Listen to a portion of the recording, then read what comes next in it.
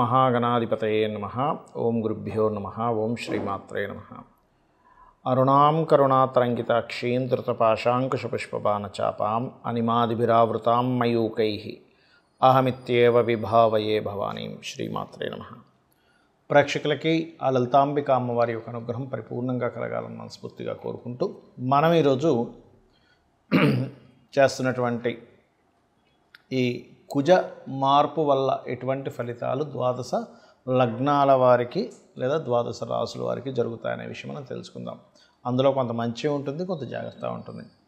ఈ కుజుడు కరెక్ట్గా ఈ యొక్క జూలై 28వ తేదీ నుంచి 45 నుంచి 50 రోజుల పాటు కన్యా రాశిలో ఉంటాడు. కాబట్టి ఈ రాశిలో కుజుడు యొక్క సంచారం అది అతనికి శత్రు రాశి. ఇలా శత్రురాశిలో ఉన్నప్పుడు ద్వాదశ లగ్నాల వారికి అద్భుతమైన యోగము ఉంటుంది, జాగ్రత్త ఉంటుంది. అయితే ఈ విషయాలు చెప్తుంది నేనైనప్పటికీ కూడా చెప్పిస్తుంది సాక్షాత్ లలిత అమ్మవారిగా భావిస్తూ ఒక్కొక్క లగ్నం గురించి మనం తెలుసుకుందాం. సింహలగ్నము, సింహరాశి. సింహం వారికి కనుక చూసుకున్నట్లయితే ఎంతో కాలంగా ఉన్నటువంటి కుజుడు లగ్నంలో 45-50 రోజులు దాదాపుగా ఉన్నాడు. స్ట్రెస్ అనేది విపరీతంగా ఇస్తున్నాడు. ఆ స్ట్రెస్ అనేటువంటిది ఖచ్చితంగా తగ్గి తీరుతుంది, అందులో ఎటువంటి సందేహం లేదు, గుర్తుపెట్టుకోండి. అలాగే మరొక విషయం ఏంటంటే, ఎప్పుడైతే లగ్నంలో నుంచి ముందుకు వెళ్ళిపోయాడో స్ట్రెస్ ఖచ్చితంగా తగ్గుతుంది. చిరాకుగా ఉండడం, ఒత్తిడిగా ఉండడం, ఏదో మన తల మీద ఉన్నటువంటి ఒక భారాన్ని తీసి పక్కన పెట్టినట్టుగా మీ ఫీలింగ్ ఉంటుంది, అందులో ఎటువంటి సందేహం లేదు. మరి కాకపోతే 2లో ఉన్నాడు కదండి కుజుడు. ఇక్కడ ఈ లగ్నానికి శుభుడే కానీ 2లో ఉన్నాడంటే ఇక్కడ 2 ఫలితాలు. ఒకటి, భూమి మూలంగా కుటుంబ సభ్యులతో అనవసరమైనటువంటి ఘర్షణలు జరగడం. రెండవది, భూమి మూలంగానే ధనం రావడం. ఇది మరి ఎలా డిసైడ్ అవుతుందండి అంటే, మీ జన్మజాతకంలో కనుక మంచి ధనయోగ దశలు మీ పర్సనల్ చార్ట్లో భూమి మూలంగా ధనయోగ దశలు నడుస్తున్నట్లయితే మీకు 2లో కుజుడు వచ్చినందుకు, ఈ లగ్నానికి శుభుడైనందుకు ఖచ్చితంగా భూమి మూలకంగా ధనయోగాన్ని ఇచ్చి తీరుతాడు, లేదా తల్లిగారి తండ్రి గారి యొక్క ప్రాపర్టీ మూలంగా. కానీ అలా కాకుండా మీ లగ్నానికి పాపై మీకు కూడా అలాగే ఇబ్బంది ఉంది అన్నప్పుడు ఇక్కడ కొంచెం దాని విషయంలో ఎఫెక్ట్ అనేటువంటిది ఉంటుంది. అదేవిధంగా కొన్ని ఆకస్మికంగా ఇన్సూరెన్సెస్ మూలంగా కావచ్చు, కొన్ని డిస్టర్బ్ అయిన తర్వాత కొంత మనకి మనీ వస్తుంది చూడండి, అటువంటి ధనం రావడం అనేటువంటిది బలంగా చూపిస్తుంది. కాకపోతే ఏదేమైనప్పటికీ కూడా కుటుంబ సభ్యులతో ఏదైనా భూ సంబంధించినటువంటి మాటలు కానీ లేనట్లయితే రాతకోతలు కానీ రాసుకునేటప్పుడు కొంచెం సామరస్యంగా ఉండండి. ఎందుకంటే ఇది ఇక్కడ గొడవని ఇచ్చేటువంటి దాంట్లో ఉంది ప్రత్యేకంగా. ఇక మరొక విషయం ఏంటంటే, మీరు నిత్యము చేయవలసిన దేవతారాధన దక్షిణామూర్తి యొక్క స్తోత్రం అని ఉంటుంది. దాన్ని వినండి, మీకు చదవడం వస్తే చదవండి, ఏమి ఇబ్బంది లేదు, కాకపోతే వింటే ఇంకా మంచిది. అలాగే మరొక విషయం ఏంటంటే, మీకు పంచమాధిపతి దశమ స్థానంలో ఉన్నందుకు క్రియేటివ్ రిలేటెడ్ సంబంధించిన విషయంలో జాబ్లు వస్తాయి. కాకపోతే ఈ దిస్వభావ రాసుల్లో గురువు ఉంటూ మరొక 2 దిస్వభావ రాసుల్లో శని కుజులు ఉన్నారు. కాబట్టి కొద్దిగా మీరు చేసేటువంటి ఉద్యోగంలో కొలిగ్స్తోని, సబార్డినేట్స్తోని కొంతవరకు గొడవలు కూడా ఉంటుంటాయి, కాస్త జాగ్రత్తగా ఉండండి. దీనికి మీరు దక్షిణామూర్తి ఆరాధన, కుజ శని గ్రహాల దగ్గర దీపారాధన చేయండి, అన్ని విధాలా బాగుంటుంది. అయితే మరి ఈ కుజుడు కన్యారాశిలో సంచరించేటప్పుడు ఎటువంటి ఫలితాలు ఉంటాయి? ముఖ్యంగా ఇది సైన్యము పైన ఉంటుంది, బాగా గుర్తుపెట్టుకోండి. అంటే మన ఆర్మీ ఏదైతే ఉంటుందో, నేవీ ఏదైతే ఉంటుందో, అదేవిధంగా ఎయిర్ ఫోర్స్ డిపార్ట్మెంట్ ఏదైతే ఉంటుందో వారి విషయంలో, లేదా సెక్యూరిటీ రిలేటెడ్ డిపార్ట్మెంట్ రిలేటెడ్ అటువంటి వారికి కాస్త ఛాలెంజింగ్గా ఉండేటువంటివి, సడన్గా వాళ్ళ మీద ఏదైనా అటాక్స్ జరగడము, లేనట్లయితే వాళ్ళు బాగా తిరుగుబాటు చేయడము, అంటే ఆర్మీ, పోలీసు ఏదైనా ఈ వెపన్స్ పట్టుకొని అటాక్ చేసేటువంటి వారివి ఇలాంటి సంఘటనలు ఎక్కువగా ఉంటాయి మన యొక్క ఈ కుజుడు కన్యారాశిలో సంచరిస్తుండడం వల్ల. అలాగే భూములకు సంబంధించిన విషయంలో ల్యాండ్స్ చూసుకున్నట్లయితే భూముల యొక్క ధరలు పెరగడం ప్రారంభమవుతాయి కుజుడు కన్యారాశిలో ఉన్నప్పుడు. అయితే ఇక్కడ భూ సంబంధించిన విషయంలో కొన్ని వివాదాలు కూడా ఏర్పడతాయి. అందులో ముఖ్యంగా రాజకీయ నాయకుల యొక్క ఇన్వాల్వ్మెంట్ వల్ల కావచ్చు, లేనట్లయితే గతంలో ఏదైనా గవర్నమెంట్ ఇది అలాట్ చేసేసింది మళ్ళీ తీసుకుంటున్నారు ఏంటనేటువంటిది గవర్నమెంట్కి ప్రజలకి భూ సంబంధించినటువంటి విషయంలో. ఎందుకంటే ఇక్కడ కన్యారాశి కానివ్వండి, వృషభ రాశి కానివ్వండి, మకర రాశి కానివ్వండి, భూతత్వ రాశులు అంటారు.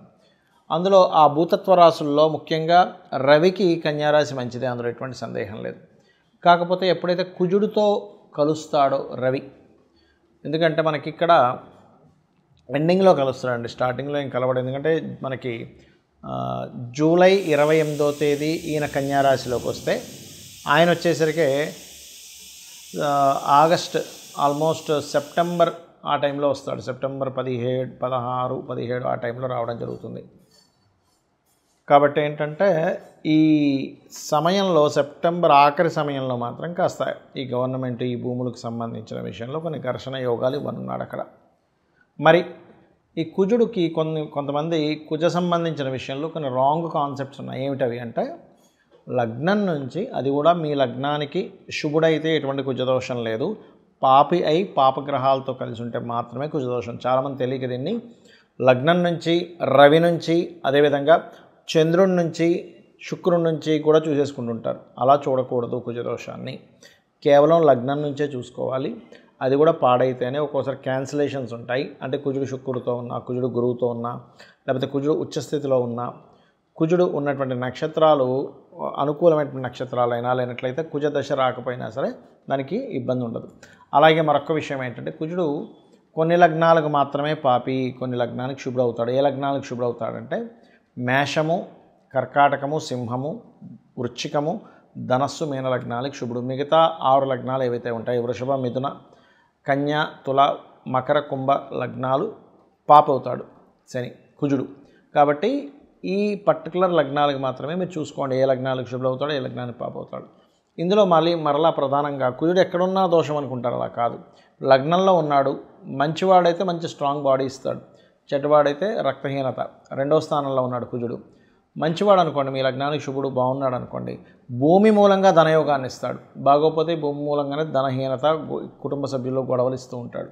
3వ స్థానంలో ఉన్నాడు, పరాక్రమ యోగం బాగుంటే, బాగోపోతే మీరు ఏం మాట్లాడినా గొడవలు అవుతూ ఉంటాయి. 4వ స్థానంలో బాగుంటే భూములు అద్భుతంగా సంపాదిస్తారు, కానీ బాగోపోతే భూములు పోగొట్టుకోవడం జరుగుతూ ఉంటుంది, భూములు ఎవరైనా కబ్జా చేయడం జరుగుతుంటుంది. అంటే ఇక్కడ ఏంటి, కుజుడు బాగున్నాడా బాగోలేడా, పాపి శుభుడు ఒక ఎత్తు అయితే బాగున్నాడా బాగోలేడా అనేటువంటి దాన్ని చూసుకోవాలి. పంచమంలో ఉంటే సంతానం వల్లే వీళ్ళకి భూములు రావడం, సంతానం చాలా స్ట్రాంగ్గా ఉండడం జరుగుతుంది. అదే పంచమం పాడైతే అబాషన్స్, మిస్క్యారేజ్ జరుగుతూ ఉంటాయి. 6లో ఉంటే శత్రువుపై జయం ఉంటుంది. అదే 6లో ఉండి పాడైతే మాత్రం శత్రువులు ఎక్కువ అవుతూ ఉంటారు. 7వ స్థానంలో ఉంటే మాత్రమే వివాహ సంబంధించిన విషయం మీద, జీవిత భాగస్వామి యొక్క ప్రవర్తన మీద కోపంగా ఉండడం, ఇట్లాంటివి జరుగుతూ ఉంటాయి. బాగుంటే మరలా వాళ్ళు వచ్చినప్పటి నుంచి వీళ్ళ భూములు కూడా పెరుగుతాయి. అష్టమంలో కనుక కుజుంటే అది పాడైతే యాక్సిడెంట్స్, పాడవకపోతే తాతగారు ఆస్తి రావడం జరుగుతుంది. 9వ స్థానంలో కనుక మీకు కుజుడు ఉన్నట్లయితే, ఇక్కడ 9వ స్థానం అనేటువంటి తండ్రి స్థానం కాబట్టి ఏదైనా అంటే తండ్రి ద్వారా బాగుంటే తండ్రి ద్వారా ధనము, తండ్రి యొక్క శక్తి మీరు పొందుతారు, అంటే తండ్రే మీకు సపోర్ట్ అవుతారు. లేనట్లయితే తండ్రితో గొడవలు ఉంటాయి. అదేవిధంగా లక్ష్మీ నరసింహస్వామి ఆరాధన ఇలాంటివి చేయడం వల్ల కూడా బాగుంటుంది 9లో కుజుడు ఉన్నప్పుడు. 10వ స్థానంలో కుజుంటే లీడర్ అవుతారు బాగుంటే కనుక, బాగోపోతే కనుక అదే కంపెనీలో అదే జాబ్లో వాళ్ళకి ఇబ్బందులు వస్తూ ఉంటాయి. 11లో ఉంటే రియల్ ఎస్టేట్, భూములు, మిషనరీస్ వల్ల లాభాలు ఉంటాయి, బాగోపోతే వాటికి రావాల్సిన లాభాలు ఆగిపోతూ ఉంటాయి. ఇప్పుడు 12వ స్థానంలో కుజుడు ఉంటాయి, వివాహ జీవితం తర్వాత గొడవలు ఉంటూ ఉంటాయి. అలాగే ఇన్వెస్ట్మెంట్ చేసేటప్పుడు కాస్త చూసుకొని చేయాలి. బాగుంటే భూమి మీద ఇన్వెస్ట్మెంట్ చేయడం వల్ల కోట్లకు కలిసి వస్తుంది, బాగోపోతే ఆ ఇన్వెస్ట్మెంట్ స్ట్రక్ అవుతాయి. కాబట్టి ఇక్కడ ఏంటి మీరు చూసుకోవాల్సింది, అసలు మీ లగ్నానికి కుజుడు శుభుడా కాదా, పాయింట్ నెంబర్ 1. శుభుడైతే బాగున్నాడా లేదా, పాయింట్ నెంబర్ 2. పాప అయితే ఎలా ఉన్నాడు, ఇవి చూసుకుంటూ కుజదోషం పోవాలి మీకు అంటే కనుక ఆంజనేయ స్వామి ఆరాధన, సుబ్రహ్మణ్యేశ్వర స్వామి ఆరాధన, కుజగ్రహానికి జపం చేయడము, గోవు క్యారెట్స్ కానీ బీట్రూట్స్ కానీ తినిపించడము, కుజగ్రహంతో పాటు శని రాహు గ్రహాల దగ్గర కూడా దీపారాధన చేసినట్లయితే అన్ని విధాలా మీకు బాగుంటుంది.